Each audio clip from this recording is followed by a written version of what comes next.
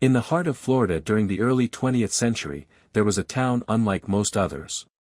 Rosewood was small, yet it carried with it a remarkable spirit of independence and resilience. The families who lived there built their lives from the ground up, carving out a place of self-sufficiency in a world that often sought to deny them such stability. Rosewood was more than just a settlement, it was a community where neighbors supported one another, where children played freely in the dusty roads, and where hard work meant survival but also pride. The town's residents relied on skills passed down through generations: carpentry, farming, hunting, and small trade. Together, they created a balanced way of life that allowed them to thrive despite the challenges of the times. Every home, every church, and every family stood as a testament to what could be achieved through determination and unity. To outsiders, Rosewood might have seemed quiet and unassuming, but to the people who called it home, it represented security, dignity, and the hope of building a better future. Life in Rosewood was not defined by wealth or luxury. Instead, it was marked by perseverance. Families rose with the sun to work the land, and evenings were often filled with the warmth of shared stories and songs. Churches served as both spiritual centers and meeting places, strengthening the bonds of the town. Children attended school, learning not only to read and write but also to carry forward the values of community and respect. It was in these small details of everyday life that Rosewood's true beauty could be found. But as with many places in history, the calm surface of life in Rosewood hid an underlying tension. The wider world beyond its borders was filled with challenges that could not be ignored. Still, the people of Rosewood held fast to their identity and their way of life, striving to protect what they had built. Their determination to remain self-reliant made them stand out, a symbol of strength in a time when many communities struggled simply to survive. To tell the story of Rosewood is to remember not only what was lost but also what was created, a place where resilience flourished, where a town once thrived through the unity of its people. This beginning is important, because to understand what happened later, we must first understand what Rosewood was: a community built on hope, hard work, and the belief that a better tomorrow was possible. If you find stories like this meaningful, stories that shed light on forgotten histories and the resilience of people in the face of overwhelming odds, then I invite you to join this journey with us. Please take a moment to like this video, share it with others who care about history, and subscribe to the channel so you won't miss future stories that matter. Together, we can keep these memories alive, ensuring that the lessons of the past continue to inspire the generations of today and tomorrow. The story of Rosewood took a dramatic turn in January of 1923. It began not in Rosewood itself, but in a nearby town, where an incident unfolded that would set off a chain of events with devastating consequences. One morning, a woman was found distressed and injured. Her explanation for what had happened was unclear at first, but whispers began to spread. Within hours, rumors grew into accusations, and those accusations pointed toward an unknown man from Rosewood. This single claim, untested and unproven, quickly ignited the fears and prejudices that lingered just beneath the surface in the region. In an era already marked by division and mistrust, the accusation was enough to spark a fire. Word spread fast through small communities, carried not just by facts, but by fear and assumption. By the time the story reached the ears of townsfolk, it had grown larger than life, twisted into something more than what had actually happened. In the homes of Rosewood, life continued quietly at first. Families went about their daily routines, preparing meals, tending to work, watching their children play. Few knew that outside their town, a storm was already forming.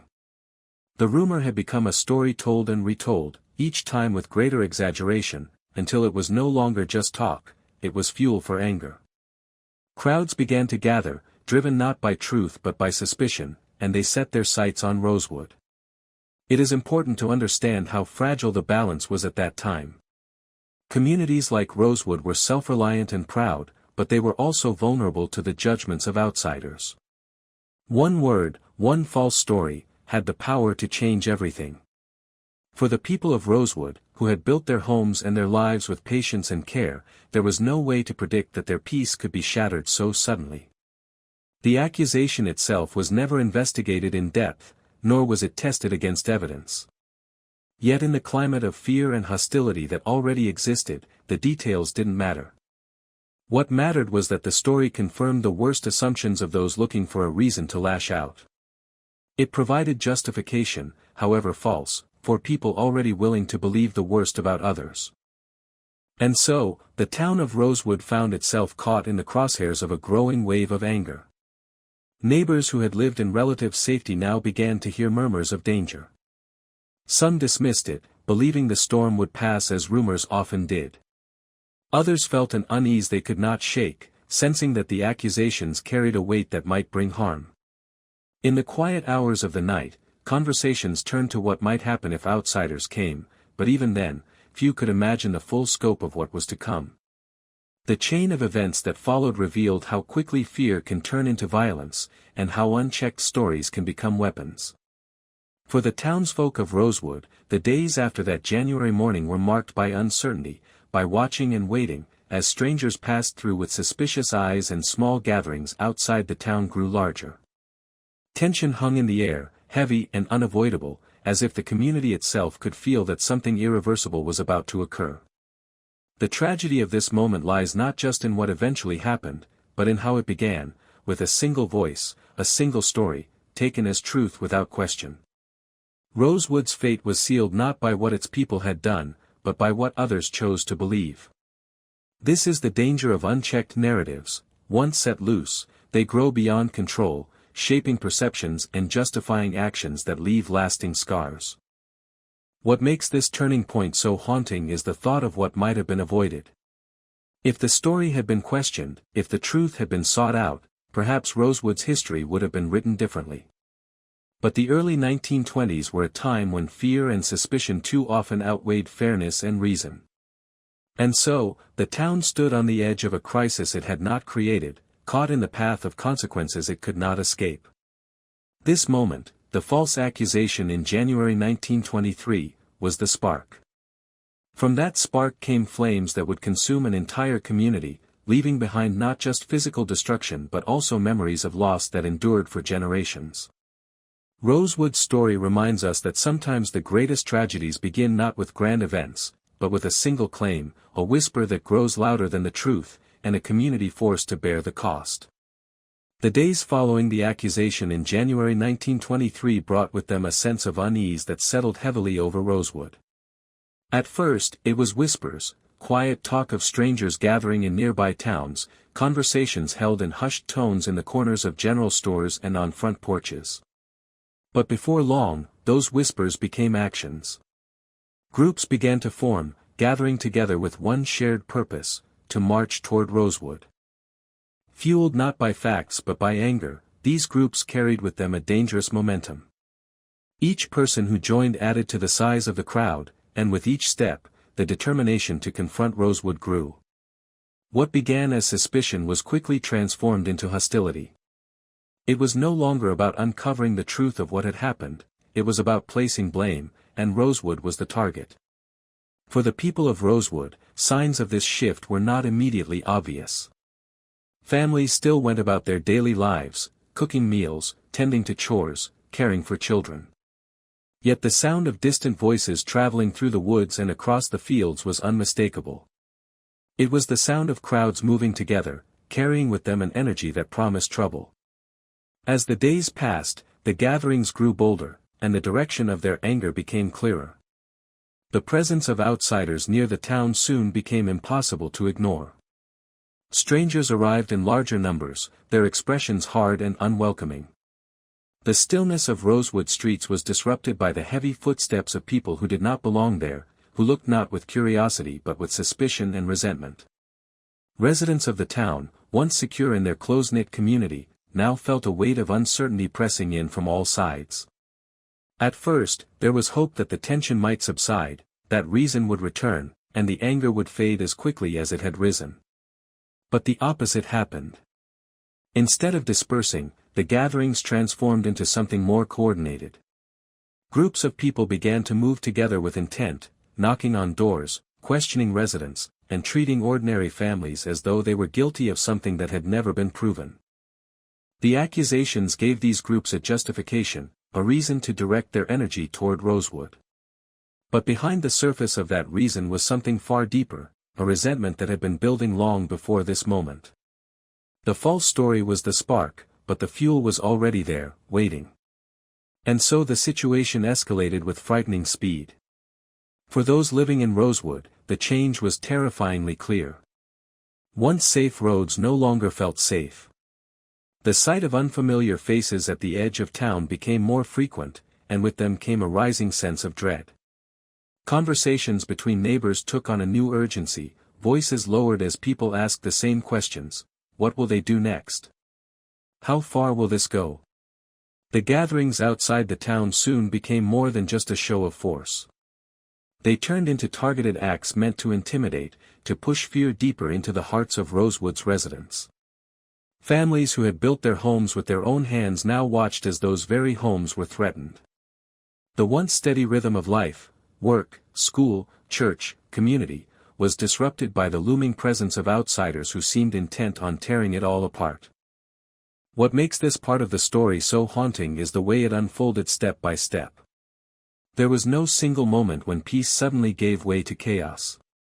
Instead, it was a gradual tightening, like a storm cloud forming slowly overhead until it finally unleashed its fury. Each day brought new signs, new warnings, until the people of Rosewood could no longer deny what was happening around them. They were being singled out, targeted, and blamed. As the tension reached its height, it became impossible to ignore the danger. Those who had once lived with a sense of pride and security in their town now faced the harsh reality that their very lives were at risk. The false accusation had done more than just start a rumor, it had opened the door to violence. And through that door came groups of people ready to destroy not just a town, but the hope and safety that had once defined it. The targeting of Rosewood was not an accident. It was the outcome of fear turned into anger, of rumor turned into justification, of resentment that had long been waiting for an outlet. What followed would change the town forever, leaving behind scars that lasted far beyond those January days. Yet even in the face of such hostility, the people of Rosewood held on to their will to endure, to protect their families, and to survive the storm that had come to their doorsteps. The night air was heavy with smoke, carrying with it the smell of wood splintering under heat and the faint echoes of lives being torn apart. What had once been the proud homes of families, places where children laughed, where meals were shared, where prayers were whispered at bedtime, were now reduced to glowing embers. Flames consumed walls that had taken years to build, collapsing roofs into ash and scattering memories into the wind. Each fire was not just the destruction of a structure, but the unraveling of a life's work. The church, the heart of Rosewood's community, stood tall at first, as though determined to resist the chaos unfolding around it. For generations, it had been more than a building, it was a gathering place, a sanctuary where voices lifted in song brought people together in hope. But even that sacred space was not spared. Flames licked at its wooden beams, spreading quickly until the steeple cracked and fell. As the fire consumed it, the sound of collapsing wood rang out like a final bell, signaling the loss of not only Faith's house but also the unity it represented. Families scattered, running with whatever they could carry. Some clutched treasured keepsakes, a family Bible, a photograph, a child's toy, while others fled with nothing but the clothes on their backs. Mothers held their children tightly as they dashed into the darkness, the glow of fire behind them casting long shadows across the ground. Fathers tried desperately to guide their families through back roads and forests, hoping to find safety in the cover of night. Every step forward was a gamble, every sound from the woods a reminder that danger could be closer than they realized. For many, there was no time to think, only to move. The chaos left no space for planning.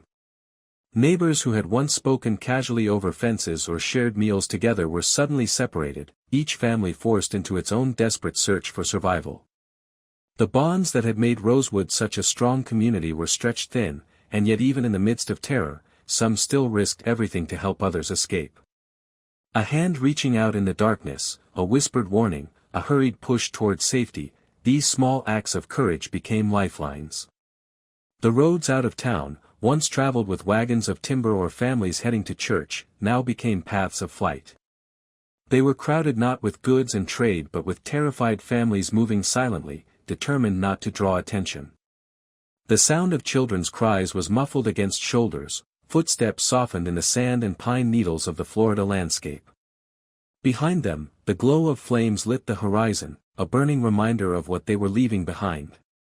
Some tried to fight the rising tide of destruction, clinging to their homes or protecting loved ones.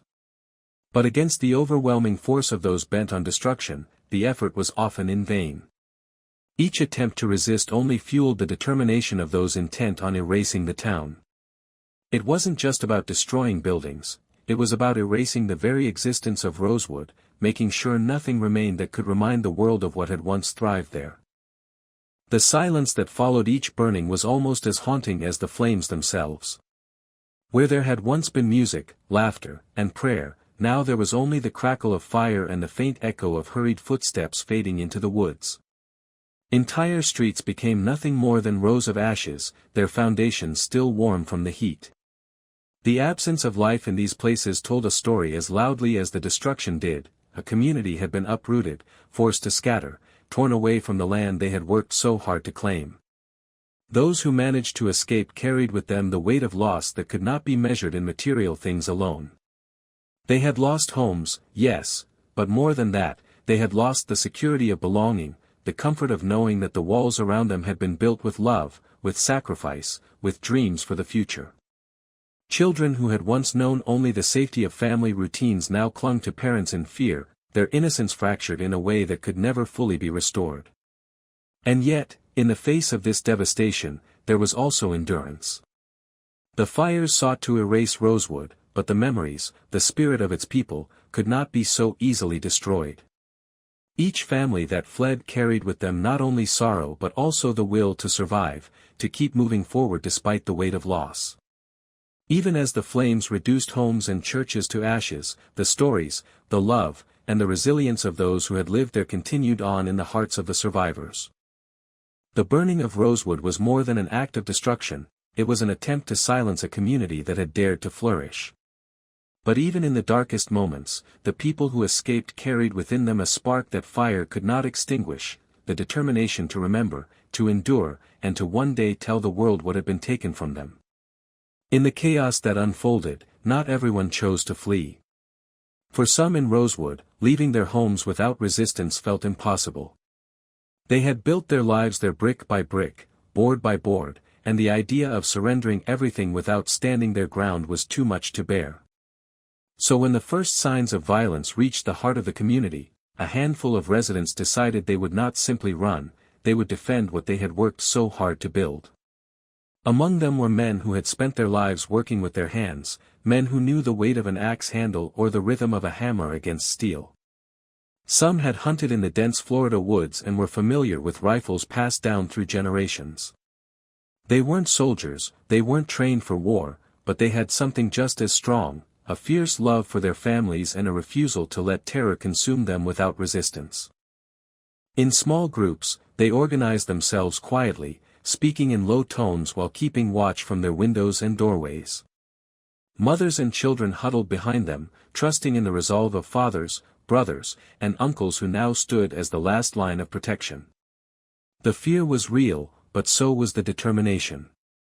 They knew the odds, they were few in number, while the groups advancing toward them seemed to grow larger with each passing hour. Still, they chose to act. The first shots rang out as a warning, echoing through the pine trees that bordered the town.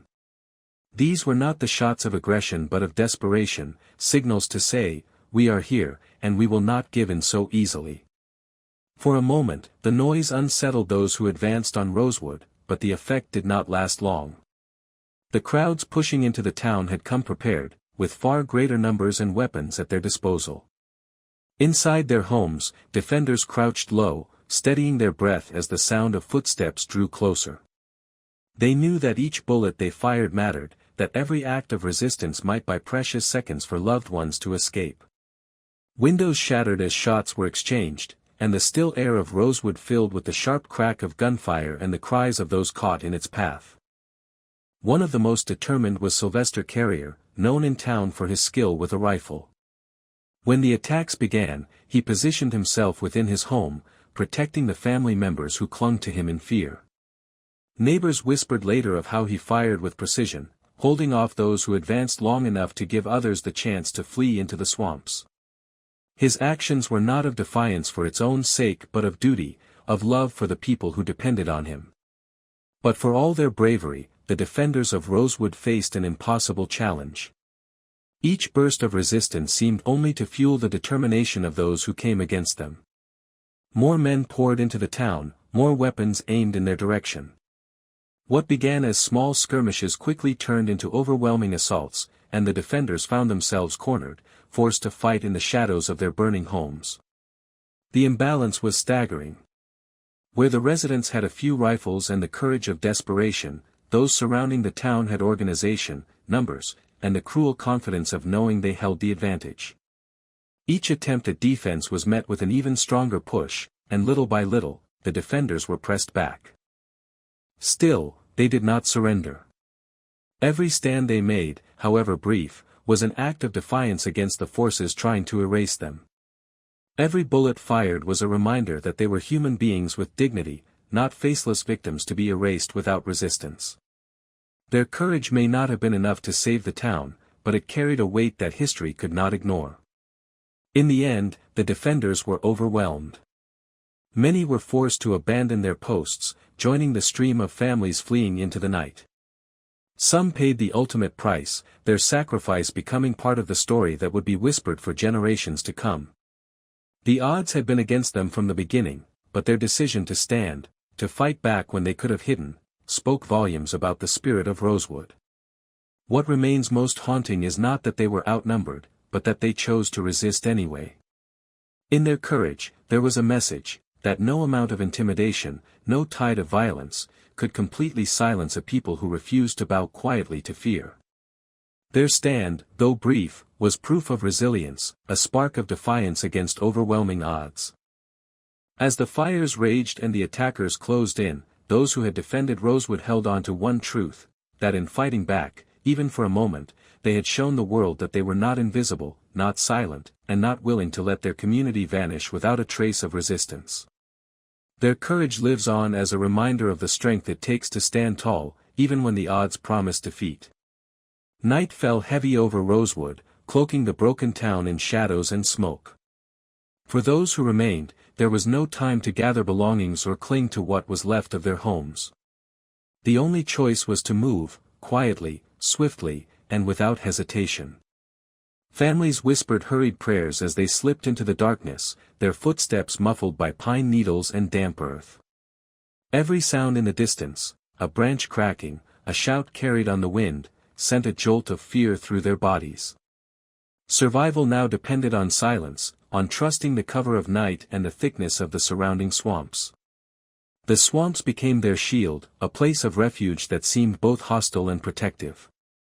The air was thick with humidity, buzzing with insects, and the ground gave way beneath their feet with each step. Yet within that tangled wilderness lay safety. Among the cypress trees and tangled vines, the families of Rosewood found temporary sanctuary from the violence that had consumed their homes. Parents clutched children close, urging them forward despite exhaustion, whispering words of encouragement even as their own voices trembled. For the children, the swamp was a confusing nightmare. They stumbled in the mud, their small hands gripping the hems of their mothers' skirts or the calloused fingers of their fathers. The sounds of frogs and owls blended with the distant echoes of destruction behind them. To their young minds, the swamp was an endless maze, yet it was the only path that could lead them away from danger. Older children tried to be brave, carrying younger siblings or holding lanterns dimmed to avoid detection, while the adults led the way with a mix of fear and determination. Those who made it into neighboring towns carried nothing but the clothes on their backs and the memories of what they had left behind. They were strangers seeking refuge, arriving with haunted eyes and voices heavy with grief. Some were met with sympathy and quiet assistance, offered shelter in barns, attics, or spare rooms. Others encountered suspicion and silence, their plight ignored by those unwilling to risk involvement. Yet even in the face of uncertainty, the survivors pressed forward, knowing that returning to Rosewood was no longer possible. Among them were elders who had once walked proudly down the main street of Rosewood, greeting neighbors with familiarity and pride. Now they moved slowly, supported by younger arms, their eyes fixed on the horizon. For them, the journey was not just a physical escape but the painful realization that the place they had called home, where they had raised children, built churches, and cultivated community, was gone. The ground they had worked, the houses they had built, all lay in ruins. What remained was memory and the fragile hope of starting again. Each survivor carried their own story. A mother who had sung lullabies to calm her children now sang softly to keep them from crying out in fear. A father who had taught his son to fish in the nearby river now led him deeper into the swamps, teaching him instead how to stay silent and hidden. Siblings clung to one another, promising never to let go, even as the darkness swallowed them whole. As the hours stretched into days, some survivors made it farther, reaching towns where they could blend into new communities. They found work in unfamiliar places, built new lives from the ashes of the old, and carried Rosewood in their hearts as a memory that was too painful to speak aloud. For years, silence became their companion. The trauma of what they had seen and lost lingered, but so too did the strength that had carried them through those nights of flight. The abandoned town of Rosewood soon stood as a ghost of what once had been. Empty houses smoldered, their frames collapsing into ash. The church that had once rung with hymns stood silent, its charred remains a stark reminder of what had been taken. The laughter of children, the rhythm of hammers building homes, the voices of families sharing stories at twilight, all of it was gone. What remained was emptiness, a silence so profound that it seemed to echo louder than the destruction itself. For the survivors, leaving Rosewood behind was not the end of their story but the beginning of a long journey of endurance. They carried forward the weight of loss but also the spirit of resilience. Even in their displacement, they refused to be erased completely. In whispers shared among family, in lessons passed down to children and grandchildren, the memory of Rosewood lived on. In time, the swamps that had once been a hiding place became symbolic of survival itself. Those dark waters and tangled roots had sheltered the people of Rosewood in their most desperate hour, and from that place of fear, they emerged scarred but alive. Their escape was not just a flight from violence but a testament to the will to endure, to preserve life when everything else was stripped away. And so, the families who fled into the swamps and neighboring towns carried more than grief with them. They carried the essence of Rosewood, the courage of its people, the love of their community, and the determination that even in exile, their story would not vanish with the smoke rising above the trees. When the smoke finally cleared and the last sounds of chaos faded into the distance, Rosewood no longer existed as it once had. Where homes had stood proud, only skeletal remains of chimneys and charred beams marked the earth. The streets where children once played were now silent pathways through ash and ruin. The town, once full of life and laughter, was reduced to a memory almost overnight. What remained was emptiness, as if the land itself mourned the loss of the community that had given it meaning. For the survivors, the destruction of Rosewood was more than the loss of buildings. It was the loss of safety, of belonging, of a place to call home. Their lives had been scattered like the ashes left behind, and while some found shelter in nearby towns, the weight of what they had endured made it difficult to speak of the past. Each time they tried, the words caught in their throats. How could they explain what had happened?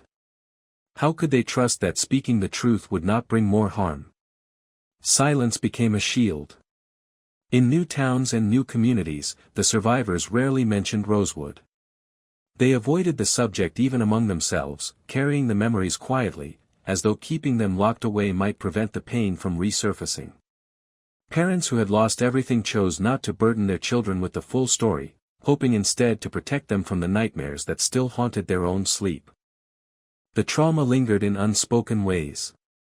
A mother would shudder at the sound of distant shouting, her mind flashing back to that week of terror. A father would tighten his grip on his son's hand when strangers approached, a silent instinct born of fear. The younger ones, too young to remember clearly, grew up sensing the unspoken sorrow that hung over their families. They might hear fragments of whispered conversations late at night, but never the whole truth. The silence was heavy, yet it felt safer than the risk of opening old wounds. Generations passed, and still the story of Rosewood remained hidden in shadows. Survivors built new lives, working hard to provide for their families, yet always with the knowledge that a part of their history had been stolen. They carried Rosewood in their hearts, but they carried it quietly. To outsiders, they appeared strong, resilient, determined to move forward. Inside, however, the scars remained. It wasn't only fear that kept them silent. There was also a deep sense of shame, not shame for who they were, but for the injustice they had suffered. Speaking of Rosewood meant reliving the terror, admitting how quickly everything had been taken. For many, the weight of those memories was too much to bear.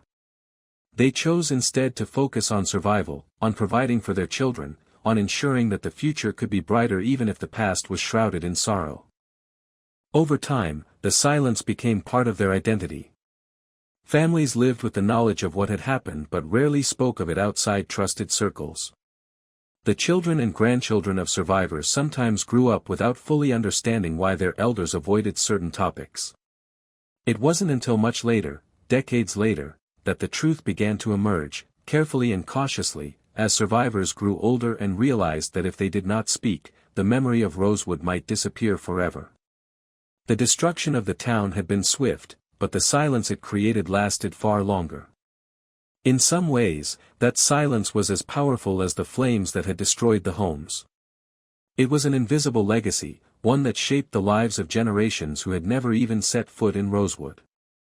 The fear that speaking out might bring danger again never truly faded, and so the story remained hidden, tucked away in memories too painful to revisit. Yet even in silence, Rosewood endured.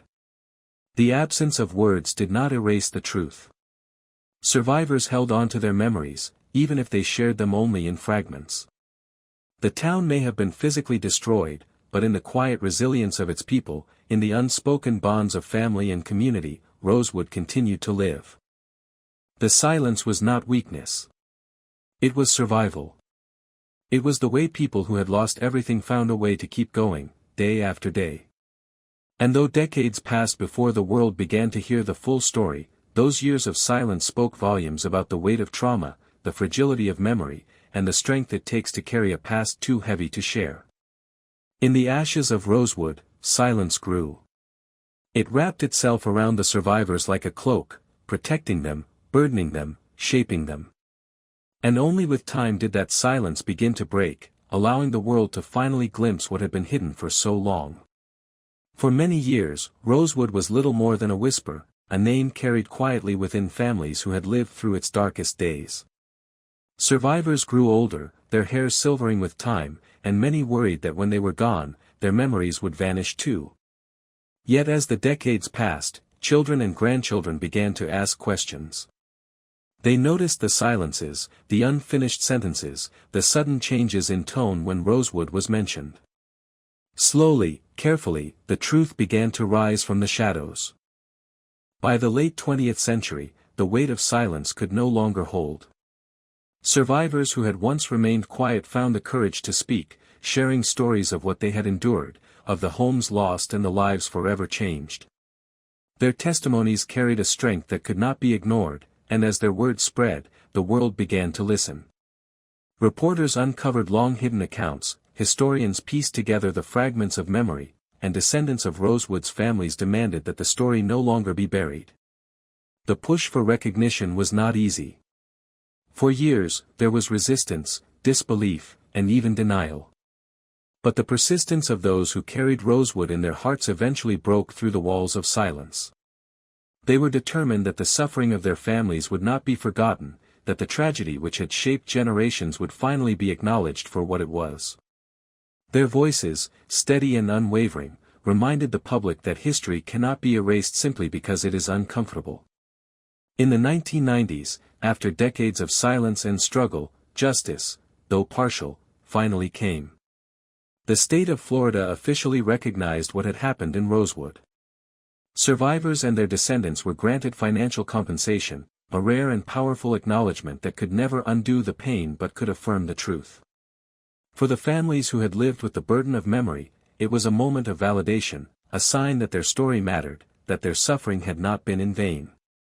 For some survivors, the acknowledgement came late in life, but it brought a measure of peace. They could finally share their stories openly, knowing the world was ready to hear them. For their children and grandchildren, the recognition was both a relief and a responsibility, a reminder to honor their ancestors' courage by carrying the story forward. Rosewood was no longer just a memory kept in whispers, it became part of the broader history, a lesson for all to learn. The legacy of Rosewood now stands as both a warning and a testament. A warning of how quickly fear and falsehoods can destroy lives, but also a testament to resilience, the resilience of those who survived, rebuilt, and refused to let their story die in silence. It reminds us that healing begins with truth, and that even after decades of silence, voices can rise strong enough to shape history. As we close this chapter together, let us carry Rosewood's story not as a tale of despair, but as one of endurance, courage, and the importance of remembering. Stories like these matter because they teach us not only about the past but also about the choices we must make in the present and the future. If this story has moved you, I invite you to support this channel by liking this video, subscribing, and sharing it with others who value history that should never be forgotten. Your support helps bring more hidden stories to light and ensures that voices from the past continue to be heard. Thank you for joining me tonight. May the lessons of Rosewood stay with you, and may you rest well with the comfort of knowing that even in the darkest chapters of history, the human spirit has the power to endure. Good night, everyone.